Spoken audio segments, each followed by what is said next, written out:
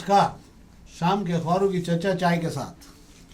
आज 27 फरवरी है, शुक्रवार का दिन, और इंदौर की खबरें हैं बहुत सारी जो हम आपको बता रहे हैं। नगर निगम पूरे अभियान के साथ भिड़ गया, पूरी ताकत के साथ में। आज खालसा स्कूल की तमाम दुकानें सील कर दी गई हैं। बहुत सारे शिक्षण संस्थान जो हैं वो अपने आप बाहरी क्षेत्र में, चाहे वो वैष्णव कॉलेज का मामला हो या तमाम जगह एजुकेशन सोसाइटियों का, इन्होंने शिक्षा के साथ में एक बहुत बड़ा दुकानों का कारोबार भी अपने यहाँ सजा रखा है और उसी से जो है बड़ा राजस्व उठाया जाता है। पर टैक्स का मामला है, क्योंकि पैसा कमा रहे हो तो टैक्स देना चाहिए, ये अलग मामला है जिस पर हम बात करेंगे। पर हम प्रभात में खबर शुरू करते हैं।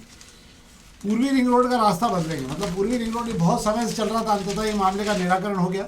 मुझे लगता है बहुत समय से इस मामले की गाड़ी फंसी पड़ी थी, क्या स्थिति बनेगी क्या नहीं बनेगी, पर पूरे कलेक्टर के भरोसे पूरा किसानों ने आंदोलन खत्म कर दिया। पूर्वी रिंग रसूखदारों की जमीनें बचाने का आरोप लगा, कलेक्टर ने भरोसा दिया कि अलाइनमेंट बदला जाएगा।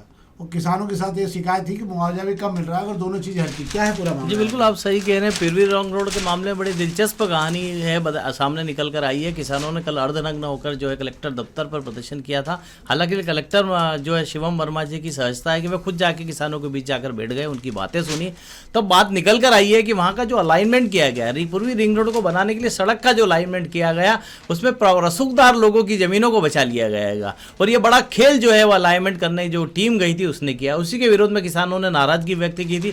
कलेक्टर ने भरोसा दिलाया कि अलाइनमेंट फिर से कराया जाएगा और जिन रसूखदारों की जमीनें उसमें बचाई गई थी, हालांकि उसके अंदर सीधे तौर पर जो नाम लिया गया है हमलताज ग्रुप के जो है सुरेश भदौरिया का नाम लिया गया है कि उनकी जमीन बचा ली गई हैगी। बात कर ली गई एक बड़े सड़क ठेकेदार जो मध्य प्रदेश में तमाम जगह सड़क के ठेके लेते हैं, उनकी जमीन को भी बचा लिया गया है। तो कुल मिलाकर किसानों का विरोध यही था कि सबके साथ न्याय किया जाए। जो सड़क उनकी कृषि वाली जमीन में से निकल ही नहीं रही थी, उसे जो है रसूखदारों के कोई जमीन को बचाने के लिए उसका अलाइनमेंट बदल दिया गया और सड़क को दूसरी ओर खसका दी गई। इसी के विरोध में वे आए थे और कलेक्टर ने भरोसा दिलाया है। हालांकि कलेक्टर का भरोसा है, मुझे ऐसा लगता है शिवम वर्मा के भरोसे पे अमल होता दिख रहा है। पर जब तक शिवम वर्मा रहते हैं अलाइनमेंट हो जाए तो ठीक है, वरना फिर वो भरोसे में रह जाएगा। नहीं, निश्चित रूप से, क्योंकि जो जमीनों के शहर में जादूगर है वो सबसे ज़्यादा मारने की कोशिश करते हैं उन लोगों को जो छोटे छोटे किसान हैं। सुरेश भदौरिया जी का मामला हो चाहे किसी का भी हो, पर इस मामले में जरूर निश्चित रूप से कि अगर किसानों की ज़मीन बचेगी तो उस क्षेत्र में लोगों को राहत भी महसूस होगी। जिनके बड़े खेल हैं वो बड़े खिलाड़ी अभी अपनी जगह पे, इनकी ज़मीनें निश्चित रूप से जाना चाहिए। एक खबर थी जिस पर हमने आपसे बात की। अब हम अग्निमाण खबर की बात कर रहे हैं। अग्निमाण खबरों में जो है इंदौर के शराब ठेकों को लेकर जो है बड़ा आज से चालू हो गया है, ऑनलाइन टेंडर भरने का काम चालू किया गया है। इंदौर शराब के ठेकों की रिकॉर्ड कीमत है दुकानों की 50 करोड़ रुपए से कम पे एक दुकान नहीं जाएगी। आप समझ लीजिए कि 50 करोड़ की दुकान होगी, केवल मतलब लाइसेंस फीस होगी, तो इसके बाद में उसको कम से कम एक दुकान से 100 करोड़ रुपए कमाना है। शराब का कामकाज बड़ा ज़बरदस्त है इस शहर में और पीने वालों का भी है। पर निश्चित रूप से ये बताया जा रहा है कि शराब की दुकानों की कीमतें बढ़ने के साथ ही इस बार शराब भी ज़बरदस्त तरीके से महंगी होने जा रही है। समय के साथ में बहुत महंगी शराब है, तो एक जो बड़ी बॉटलें हैं वो 50 से 60 रुपए तक महंगी हो जाएंगी। छोटी सी बॉटलों का तो अंदाज नहीं है, पर ये सारी जो है इसका सारा जो पैसा है वो आपकी जेब से ही निकलना है जो पीने वाले हैं। तो देखिए महंगी शराब हो रही, थोड़ी थोड़ी पिया करें, थोड़ी कम भी पिया करें तो कोई तकलीफ नहीं है। डॉक्टर कहते हैं कम पियोगे तो ज़्यादा स्वस्थ रहोगे। क्या है सर? जी बिल्कुल, आप सही कह रहे हैं, कम पियेंगे तो ज़्यादा स्वस्थ रहेंगे। पर विषय यहाँ ये आता है कि शराब महंगी हो रही है, ठेके महंगे में जा रहे हैं, उसके बावजूद पीने वाले कम नहीं हो रहे हैं और शराब की बिक्री जमकर हो रही है। इंदौर शहर में एक नया रिकॉर्ड बन रहा है, यानी पूरे मध्य प्रदेश का सबसे बड़ा रिकॉर्ड बनने जा रहा है कि MR नो की जो शराब दुकान है उसकी जो न्यूनतम जो बोली की प्राइस रखी गई है वो 50 करोड़ रुपए रखी गई है। आप मानकर हैरान हो जाएंगे कि इंदौर की एक दुकान की न्यूनतम जो बोली रखी गई है 50 करोड़ रुपए रखी गई है, सिर्फ न्यूनतम बोली है। उस दुकान को हासिल करने के लिए ठेकेदारों में जो प्रतिस्पर्धा होगी वो कहां ले जाएगी इस दुकान को, आप सोच के नहीं सकते हैं। ये बात अकेली एक दुकान की नहीं है, ऐसी करीबन 10 दुकानें हैं जो 50 करोड़ के आसपास झूल रही है, यानी वे 50 करोड़ के ऊपर ही जानी है। मतलब आप सोच लीजिए इंदौर में क्या हालत हो गई है कि इंदौर के अंदर शराब की तमाम दुकानों के बीच में 10 दुकानें, तो ऐसी दुकानें हो गई है जिनकी डिमांड, मतलब डिमांड क्यों ज्यादा है ये भी समझना होगा, क्योंकि शहर के वे उन पाश इलाकों के आसपास है दुकानें जहां पर लोगों को बड़ी आसानी रहती है और पैसे वाले लोगों का वहां आना जाना बड़ा लगा रहता है। तो वे दुकान की जो है खर्चे निकल जाते हैं और दुकान से खूब शराब जमकर जो है बेची जाती है, और शराब जो है कि दुकान वो बेची जाने वाली बिक्री ही ने उस दुकान की कीमत को इतना बना दिया कि मध्य प्रदेश में एक नया रिकॉर्ड बनाने जा रही है। वो आज से जो है टेंडर में आपको बोली लगाने के लिए ओपन कर दिए गए हैं। 2 तारीख को बोली खोली जाएगी, किसने किस दुकान पर कितनी दमदार बोली लगाई हैगी तो पता लग जाएगा। ये इंदौर जो है एजुकेशन हब के नाम से जाना जाता है, हेल्थ हब के नाम से जाता है, मतलब डॉक्टरी के उसके हब के नाम से जाता है। आने वाले समय में शराब हब के नाम से जाना है, क्योंकि सर्वाधिक शराब की बिक्री पूरे प्रदेश में इंदौर में होगी। ये खबर अग्निबाण की। एक खबर पर हम बात कर लेते हैं। ये अच्छी खबर है। पेड़ लगाओ, पानी उगाओ का नारा है। योजना के अंतर्गत 15 मार्च तक पुलिस फायरिंग रेंज की जो 24 हेक्टेयर बंजर जमीन है, इस पर 14,000 पेड़ और पौधे लगाए जाएंगे। ये एक बड़ा अभियान शुरू हो जाएगा, क्योंकि आप लोगों में बहुत जन जागृति आ गई। 51 लाख पौधे लगने के बाद में आपको ये जानकर आश्चर्य भी होगा, जो 51 लाख पौधे लगाए थे सब सर्वाइव कर रहे हैं, सब बहुत तेज़ी से बढ़ने लगे, अब उनकी हेल्थ सुधरने लगी है। आप इसको यूँ समझ लीजिए, कैलाश वर्गी का ये अभियान था, और कैलाश वर्गी ने पितृ पर्वत जो अभियान चालू किया था, तो जो भी लोग पितृ पर्वत जाते हैं वो ये मानते हैं कि यार 10 से 15 साल के पेड़ हो चुके हैं, और ये आने वाले समय में जब 20 से 25 साल के पेड़ हो जाएंगे तो पूरी पहाड़ी जो है वो पेड़ों से भरी हुई होगी। इसी प्रकार रेवती रेंज भी आने वाले समय में ये 51 लाख पेड़ जो लगे हैं, इसके कारण रेवती रेंज की पूरी पहाड़ी जो है आपके लिए नया फेफड़ा बनेगी, जो इस शहर को बड़ी अशुद्ध हवा देगी। तो कहाँ पे हो रहा है ये? बिल्कुल आप सही कह रहे हो। पुलिस फायरिंग रेंज जो की अगर बात कर ली जाए, इंदौर में पुलिस फायरिंग रेंज की 2 जगह हैगी। एक आपकी आती है कि रेवती के बाजू में ही लगी हुई जगह है, एक आपके एयरपोर्ट के यहाँ पर आ रही है जगह। कुल मिलाकर यह है कि पुलिस की रेंज में भी अब वन विभाग ने पौधे लगाने की तैयारी कर ली। अच्छी पहल है, दोनों विभाग ने मिलकर कम से कम शहर की हरियाली की चिंता की है, वरना इस शहर के अंदर जो है विकास के नाम पर जो है पेड़ों की जो कटाई होने वाली है, उसके लिए पशु प्रेमी जो है, पर्यावरण प्रेमी जो हैं, तमाम तरह की कोशिश कर रहे हैं, कोर्ट में याचिका भी लगा रहे हैं, पर हासिल अभी तक तो कुछ नहीं हुआ है। और तेज़ी से पेड़ कट रहे हैं। हम रोज़ देख रहे हैं कि 50 साल पुराना पेड़ काट देते हैं और 1 लाख रुपए जुर्माना लग जाता है। अब 50 साल पुराने पेड़ की 1 लाख रुपए जुर्माना कोई कीमत होती है? ऐसे शहर में अंधाधुंध पेड़ काटे जा रहे हैं। कोई तो पेड़ हरियाली करने की जो सोच रहा हैगा, क्योंकि आपने बात की कैलाश विजयवर्गीय ने नगर निगम के साथ के अंदर रेवती रेंज पर जो 14 लाख के करीब पौधे लगाए थे, उनमें से ज़्यादातर पौधे जिंदा हैं और उनको जिंदा रखने के लिए भरसक कोशिश की जा रही है। इसके लिए राजेंद्र राठौर की मैं तारीफ इसलिए करूंगा कि राजेंद्र राठौर लगातार वहाँ जाते रहते हैं और पानी की व्यवस्था भी वहाँ कराए हुए नगर, उन्होंने अलग से टैंकर के इंतजाम कर रखे हैं, ताकि पौधे एक बार जो अल्लाह ही पकड़ ले। हालांकि आपको बताऊं, पौधों को लगे हुए जो अभी 1.5 साल से ज़्यादा हो चुका है, 1-1.5 साल और लगेगा, उसके बाद तो वे अपने आप ही पानी पकड़ लेंगे, जमीन पकड़ लेंगे। ये पौधों के लिए भी वहाँ तालाब, ये कुएं बनाए जा रहे हैं, जहाँ पे पोल लगाए जाएंगे फायरिंग रेंज में, कुएं बनाए जा रहे हैं, छोटे छोटे तालाब भी बनाए जा रहे हैं, ताकि पानी को संरक्षित किया जा सके। तो एक अच्छा प्रयास है, निश्चित रूप से इस शहर के लोगों के लिए भी अच्छा प्रयास है। कुछ लोग हैं जो आपके अनजाने में या आपके बिना देखे दाखे वे अपने काम करते रहते हैं, हमें इसकी जानकारी मिलती है तो हमें ऐसा लगता है कि इसकी प्रशंसा होनी चाहिए, उनको बधाई दी जानी चाहिए, जो आपके अनभिज्ञता में सारे काम करके आपके लिए रास्ता बना रहे हैं।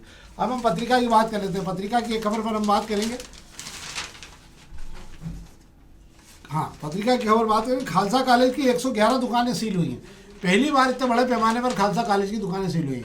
लंबे समय से कोई हिसाब किताब बाकी थे। 1 करोड़ 63 लाख रुपए का बकाया होने पर निगम ने कार्रवाई की है। पहली बार जो है खालसा कॉलेज के दिग्गजों पे हाथ डाला गया है, और मुझे लगता है इसी के साथ में अब शहर भर के उन तमाम शिक्षण संस्थाओं जिन्होंने अपनी दुकान बाहर की साइड में कमर्शियल उपयोग कर रखा है, इन सब के बाद भी टैक्स के दरवाजे खुल गए हैं। क्या है सर? जी बिल्कुल आप सही कह रहे हैं। नगर निगम ने राजस्व वसूली के लिए कमर कस ली है और बड़े बकायेदारों पर जो है शिकंजा कसने के लिए जो तालाबंदी, जब्ती कुर्की का काम चल रहा है।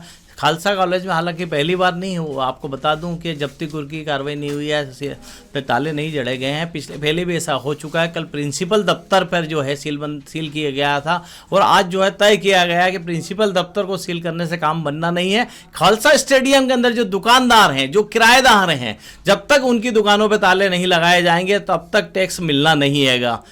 नगर निगम ने इसका बहुत ही बढ़िया रास्ता निकाला कि दिन में अगर तालाबंदी करने जाएंगे तो दुकानदारों से झड़प होगी।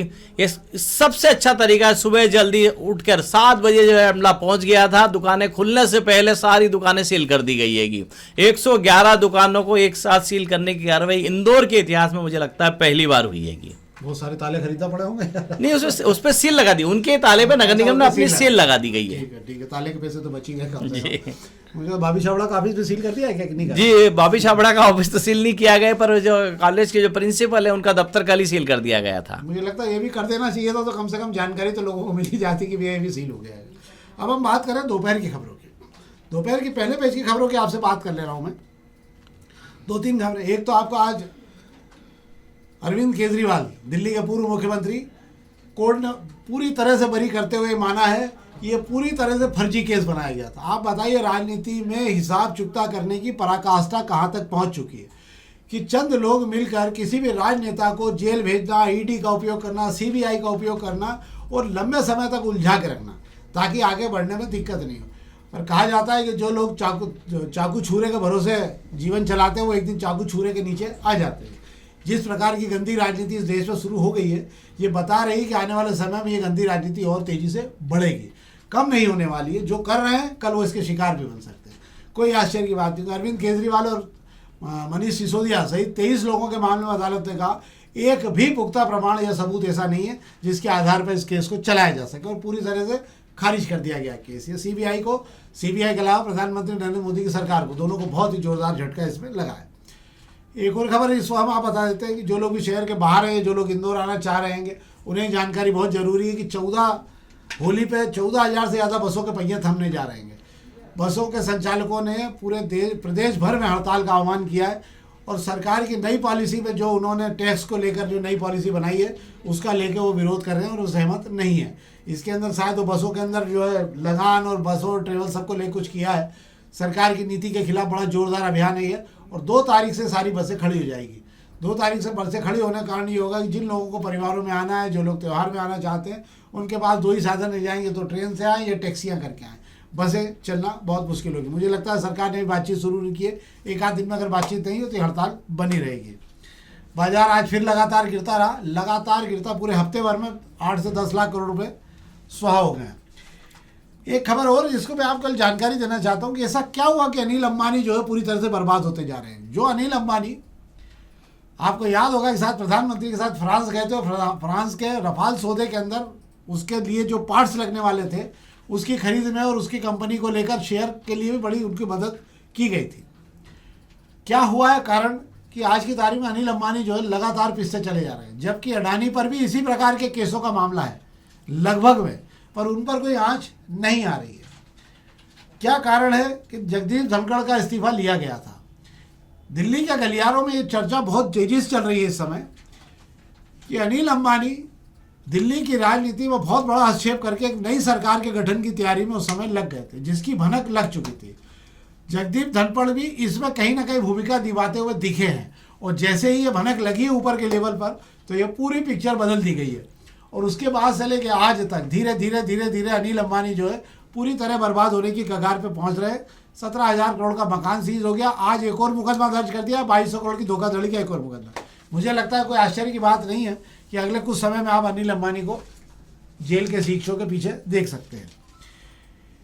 एक और खबर इस हम बात कर लेते हैं। दिल्ली शराब घोटाले केजरीवाल कार्रवाई जारी हो गया। एक खबर में सामान्य स्थिति में बात करते हैं। छावनी में 250 के लगभग नोटिस जारी हुए हैं। भरत मथुरा वाले के यहाँ कमिश्नर खुद पहुंचे थे नगर निगम से और उन्होंने नोटिस जारी करते हुए, क्योंकि पिछले दिनों भरत मथुरा वाले ही ये रोड को छोटा करने की भूमिका में लगे थे और सब दुकानदारों से वही समन्वय बिठा रहे थे। अब वो उनको भी जो नोटिस दिया गया उसे समझा दिया गया कि रोड तो 80 फीट का ही बनेगा, कोई भी समझौता होने की तैयारी नहीं की गई है। ये खुद उनके सूत्र बता रहे हैं कि हाँ ये रोड के लिए आप बोल दिया गया, इसमें कोई समझौता नहीं होगा। मुझे लगता है कि अब इसमें कोई गुंजाइश दिखती नहीं। क्या है जी बिल्कुल आप सही कह रहे हैं कि मधुबेलन से छावनी चौराहा तक बनने वाली सड़क जो है इंदौर के भाजपा नेताओं के लिए एक बड़ा चैलेंज या चुनौती भरा काम हो गया है। वजह यह है कि पहले से ऐलान कर चुके हैं कि रियायत दिला देंगे, अब रियायत दिला नहीं पा रहे हैं। वैसे भी मास्टर प्लान की सड़क को छोटा तो नहीं किया जा सकता, ये नेता भी जानते हैं, इसलिए उन्होंने बीच का रास्ता निकालने की कोशिश की थी। सड़क को भी थोड़ी पहले दौर में छोटी बना लेते हैं, बाद में बड़ी कर लेंगे। हालांकि ये फार्मूला जो है अफसरों को रास नहीं आ रहा है। यही वजह है कि तालमेल नहीं बैठ पाने, खींचतान मची पड़ी हुई है। अब रोड पे निशान जो है फिर से 80 फीट के लगाए गए, नोटिस भी 80 फीट के दिए गए हैं। अब तोड़ते कितना है, बड़ा सवाल ये उठता है। तब अगर नगर निगम का बुलडोजर वहां जाता है तो सामने गोलू शुक्ला खड़े दिखाई देते हैं या नहीं देते, ये देखना होगा, कि गोलू शुक्ला वादा कर चुके हैं कि सड़क जो है 60 फीट चौड़ी ही बनेगी। हाँ, अब देखते हैं, वादा तेरा वादा वादे पे तेरे मारा गया मैं। अब समय बताएगा क्या होगा और क्या नहीं होगा, पर मुझे ऐसा लगता है कि रोडों को लेकर समझौता नहीं होना चाहिए। अगर ये सीखना हो तो कैलाश करके सीखा जा सकता है कि उन्होंने बांड रोड को लेकर अपने क्षेत्र में कोई समझौता नहीं किया। आज सबका सबसे सुंदर और सबसे ताकतवर क्षेत्र बन गया हो और सबसे बड़ा व्यापारिक स्थल भी बन गया, कि एक नया सराफा भी इसीलिए बन गया कि रोड छोड़े हो गए। चलते चलते खबर की जानकारी वो देता हूँ आपको मैं। खाद्य विभाग ने लगातार अभियान चला रखा है। 38 नमूने लिए गए थे। आज भी टीम घूमी बाजार में, कल भी जो टीमें थी 11 और नमूने लिए गए। उसमें तमाम जगह पर जो है जहाँ पर दोयम दर्जे का सामान बन रहा है या गुणवत्ता उसकी सही नहीं, उसको लेकर अभियान चलाया गया था। होली से पहले जो है अभियान चलता रहेगा निश्चित रूप से। अगर ये किया जा रहा है तो थोड़ा बहुत फायदा तो आम लोगों को मिलेगी। क्या साहब? जी बिल्कुल सही कह रहे हैं कि कार्रवाई होती है तो कुछ तो डर बना रहता है, पर वो चुनिंदा कार्रवाई, चुनिंदा दुकानें और तय सारे चीज़ें, मुझे ऐसा लगता है उसकी बजाय जो है खुलकर कार्रवाई होना चाहिए और एक समान कार्रवाई होना चाहिए। ठीक है, त्यौहार के पहले हर तरह इस तरह की कार्रवाई होती है। खाद्य विभाग जो निकलता ही है, हालांकि देर कर देता है नमूने लेने में। जब तक तो नमूनों की रिपोर्ट आएगी तब तक सब हो चुका होगा, जो बनाया मार्केट में बेच चुके होंगे जो सामान के नमूने लिए जा रहे हैं। हाँ, इधर भी नमूने उधर भी नमूने, ऐसा नहीं है कि एक ही तरफ नमूने दोनों तरफ मिलते हैं आपको, तो दोनों तरफ आप देख सकते हो। तो ये तो थी खबरें जो हमने आपको दी। हमने राष्ट्रीय स्तर की जानकारी भी हम आपको देते हैं और शहर की जानकारी देते हैं। हमारा आपसे आग्रह, ये कार्यक्रम हम बहुत प्रयास कर बड़ा चुन के खबरें निकालते हैं हम इसमें। हमारा आग्रह, इस कार्यक्रम को आप अपने मित्रों तक जरूर लिंक करिए और लाइक जरूर करिए, ताकि हम इसे और बेहतर बनाने में, और आपके सुझाव भी हो तो आप लिंक में नीचे डाल सकते हैं, तो हम और बेहतर तरीके से सुझाव पे काम कर सकें। बहुत बहुत धन्यवाद।